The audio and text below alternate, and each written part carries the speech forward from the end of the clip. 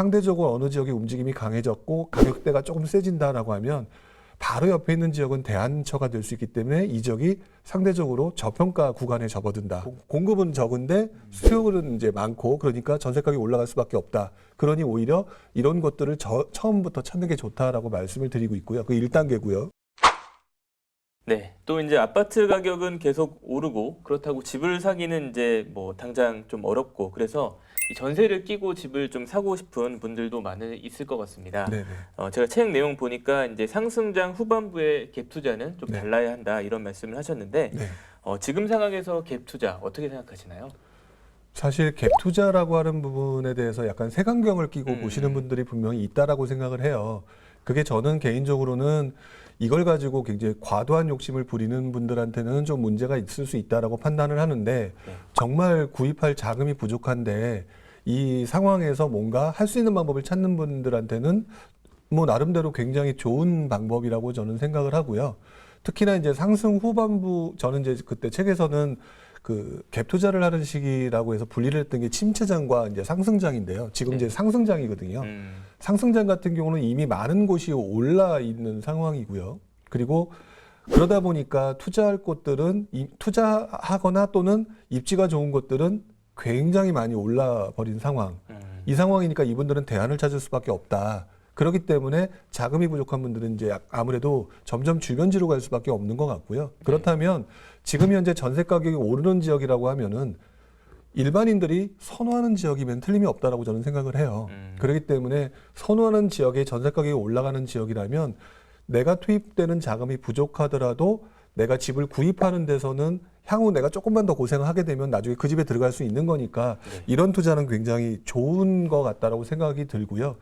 너무 이제 그 입주만 생각하시지 말고 그렇게 해서라도 내가 지금 구입을 하셔야겠다라고 생각이 든다면 지금은 상승장 후반부 그렇다면 주변 지역으로 번져나가는 상황이니까 너무 흔히 말하는 모든 분들이 싫어하는 외곽 지역까지 가라는 말씀은 못 드리겠고 그냥 알려져 있는 수도권 일부 지역들 그 지금 오르지 않은 지역들도 괜찮고요. 충분히 지금도 기회는 많다라고 말씀을 드릴 수 있을 것 같아요. 그런 것도 서울 본인들이 출퇴근하거나 학군 지역 고려해서 들어가신다면 전세 갭 투자도 이분들한테는 충분한 기회다라고 말씀을 드리고 싶습니다. 근데 이제 그 말씀하셨듯이 상승장 때는 아무래도 이제 그 정부의 그런 규제가 좀 강화되는 시기라고 말씀하셨잖아요. 그러다 보니까 이제 뭐 이런 실거주가 아닌 상황에서 집을 사기가 좀 쉽지는 않을 것 같은데 그런 건 어떻게 보시나요? 제가 볼 때는 그렇다 하더라도 실거주 상황이 아니고 집을 사기 어렵다라고 하지만 결국 그 방법의 문제고 그다음에 노력의 문제라는 생각을 좀 하고 있고요. 개인적으로는 사실 많은 분들이 아마 지금 찾는 과정에서 그 마음에 안 드실 거란 생각이 들어요. 좋은 것은 다 올라 버렸고 근데 약간의 그 욕심 중에 하나를 조금 내려놓게 되면은 결국 아마 많은 분들이 나름대로는 수익을 어느 정도 창출하고 싶은 욕심들이 있으실 거기 때문에 제가 경험해 본 바에 의하면 정말 뭐 산골이 아닌 이상에는 수도권 정도 수준이다라고 한다면 충분히 이분들은 괜찮다라고 생각을 하고요. 그렇게 접근하셔도 저는 수익을 내시는 데는 크게 지장이 없을 것 같다라고 말씀을 드리고 싶어요. 자기 자산 상황에 따라 다를 것 같이 하지만 빠르면 빠를수록 좋다고도 할 수 있을까요? 아니면 타이밍은 어떻게 좀 봐야 될까요? 지금 현재로서는 그 조금이라도 빨리 움직이시는 게 좀 낫다라고 생각이 들고요. 어떻게 보면 지난 몇 개월 동안 조정장에 가깝다라고 저는 생각을 해요. 왜냐하면 정부가 공급 대책을 좀 많이 내놨고 그러다 보니까 사람들이 그럼 한번 기다려 볼까 이런 상황이 왔었는데 정부가 지금 그 공급 대책 이후에 어느 정도 주춤하는 듯한 모습들이 다시 서울과 수도권 지역이 지금 조금 움직이는 모습을 보이고 있고요. 전세 가격도 올라가는 모습을 보이고 있기 때문에 오히려 지금은 조금 빨리 움직이시는 게 낫지 않을까라고 좀 생각을 하고 있죠. 타이밍상으로는요. 네, 좋습니다. 그러면 이제 뭐 갭 메우기가 가능한 이제 저평가 지역을 찾아라 이런 말씀도 언급하셨었는데 이런 부분들 저평가 지역이라 하면 어떤 요소를 좀 고려해야 될까요? 그러니까 많은 분들이 저평가라고 하게 되면 상대적으로 그냥 딱 하나 가격만 보는 경우가 많으세요. 근데 저는 오히려 이 상황에서 저는 사람들의 심리를 조금 봐야 된다라고 보는데 물론 이제 심리라고 표현하면 되게 어렵게 생각하실 수 있는데 뭐 예를 들면 이런 것 같아요. 지금 현재 원래는 A라고 하는 지역과 B라고 하는 지역이 있었는데 A가 5억이고 B가 4억이었다. 그러면 한 1억 정도 차이가 나고 있었거든요. 네. 근데 갑자기 A 지역이 입지가 좋아서 한 7, 8억이 됐다. 뭐 8억이 됐다. 그러면 사실상 1억밖에 차이가 안 나왔던 과거 지역이 어느 순간 벌어져 버린 거잖아요. 네네. 그렇게 되면은 당연히 B 지역이 뭐 7, 8억까지는 안 가더라도 5, 6억 정도로 따라서 움직이는 게 그동안의 모습이었던 것 같아요. 그리고 실제로 그렇게도 움직였었고. 네. 그렇기 때문에 저평가된 곳을 찾으려고 한다면은요. 지금 내가 그 관심 있는 지역이 모든 사람들이 좋아하는 최고의 지역은 아닐 것 같지만 그래도 누군가가 상급지가 올라감으로 해서 밀려오는 지역일 거라는 생각이 들어요. 네네. 그렇다면 바로 전에 상급지를 좀 찾아보시고 그 지역의 움직임이 좀 세졌다라고 하면 이 지역의 흐름이 넘어올 가능성이 높으니까 상대적으로 이거는 저평가다라고 말씀을 좀 드릴 수가 있을 것 같고요. 네. 이렇게 조금 지역적인 부분을 보시면서 교통 라인에 따라서 많이 움직이니까 뭐 극단적으로 이런 표현이 맞는 것 같아요. 부천에서 예를 들어 7호선 라인을 타고 가게 되면 바로 옆에 인천이잖아요. 뭐 부천이 움직이면 바로 인천으로 사람들이 넘어갈 수 있다. 뭐 이렇게 이해를 하시는 게 좀 편하겠죠. 어떤 특정 지역의 예를 들었지만 다른 교통 라인을 보면서 상대적으로 어느 지역의 움직임이 강해졌고 가격대가 조금 세진다라고 하면 바로 옆에 있는 지역은 대안처가 될 수 있기 때문에 이 지역이 상대적으로 저평가 구간에 접어든다. 그러니까 그런 지역을 좀 선택해라. 이렇게 말씀을 좀 드리고 싶어요. 그런 흐름을 좀 잘 유심히 보면 네. 진짜 좀 저평가에 대한 지역을 좀 개념을 잡을 수 있을 것 같습니다. 네. 네. 그리고 이제 그 보니까 책에 보니까 성공적인 전세 갭 투자의 5단계 전략 이런 네. 게 있던데 궁금할 것 같아요. 좀 소개를 좀 해주시죠. 네. 일단 전세 가격이 올라가는 메커니즘 때문에 일단 처음에 이제 얘기를 했던 건데요. 전세 가격이 올라간다는 거는 결국 공급 물량이 부족하다는 거잖아요.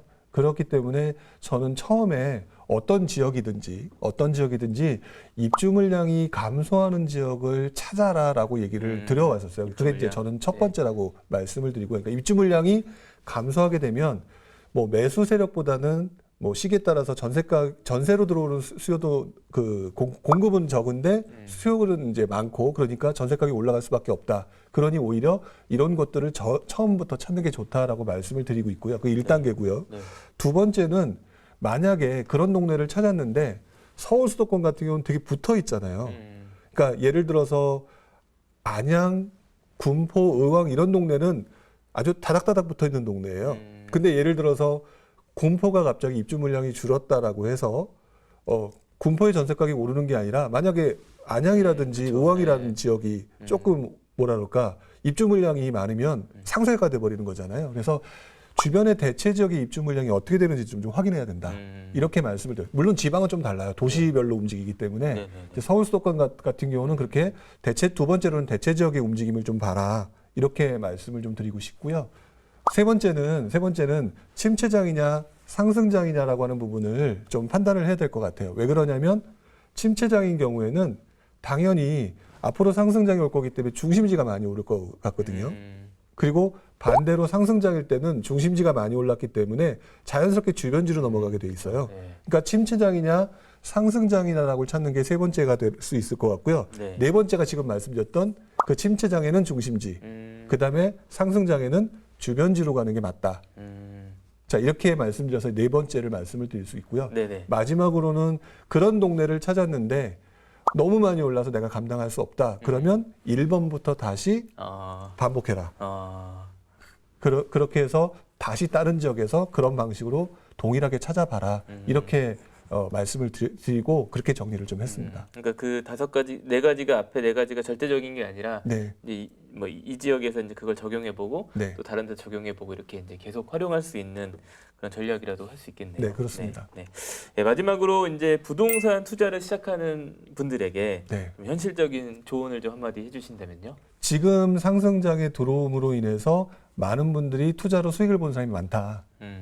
그러다 보니까 뒤처진 사람들이 욕심을 부리는 경우도 생기고 돈을 많이 벌었는데도 또 역시 욕심을 부리는 분들도 많다. 근데 어느 시기든 상승장 후반부에 접어들게 되면 그 욕심이 화를 부를 수 있는 부분이 있다라고 말씀을 좀 드리고 싶어서요. 이런 부분에 대해서 좀 조심해야 된다라는 말씀을 드리고 싶고, 그다음에 무주택자분들한테 특히나 더 말씀드리고 싶은 것 중에 하나가